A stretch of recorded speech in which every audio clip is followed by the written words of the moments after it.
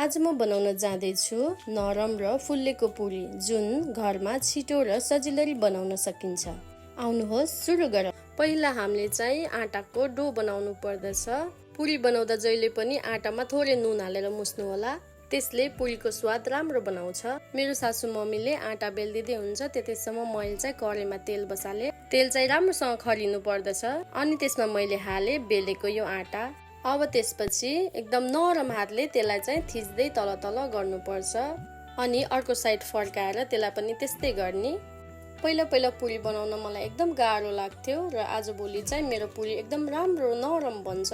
तपाईलाई चाहिँ यो पुरी एक साइड फुल्लेको जस्तो लागेन भने घुमाइदिनुस् र अर्को साइड चाहिँ त्यस्तै दबाएर छेउछेउमा जता जता फुल्ले त्यता त्यता दबाउँदै जानुभयो भने यो फेरि राम्रो बन्छ। खास हामीले चाहिँ यो साउनको 1 गते खाने भनेको थियौँ खिरसँग, किनभने मलाई यो पुरी खिरसँग एकदम मिठो लाग्छ।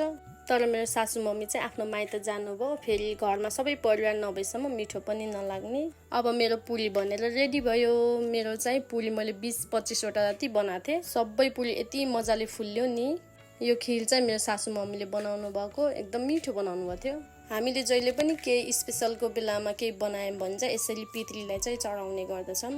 घरको चाहिँ सासू मम्मीले उता लगिसक्नु भयो चढाउन र मैले चाहिँ मेरो यो माइतको बजुको लागि चढाएँ। अचार चाहिँ मैले बिहानै बनाएर रेडी पारेर राखिसकेको थिएँ र सबैजनाले खाइसक्नु भयो। अनि मेरो पालो त के भन्ने सुरुमै खाऊ भन्नुभएको थियो, तर मलाई चाहिँ भिडियो बनाउनु थियो, त्यही भएर मैले चाहिँ लास्टमा खाएँ। हाम्रो घरमा चाहिँ बुहारीले पछि खानुपर्छ भन्ने त्यस्तो चाहिँ छैन, मलाई सुरुमै खाऊ भनि सक्नुहुन्छ। मेरो थाली चाहिँ रेडी भयो।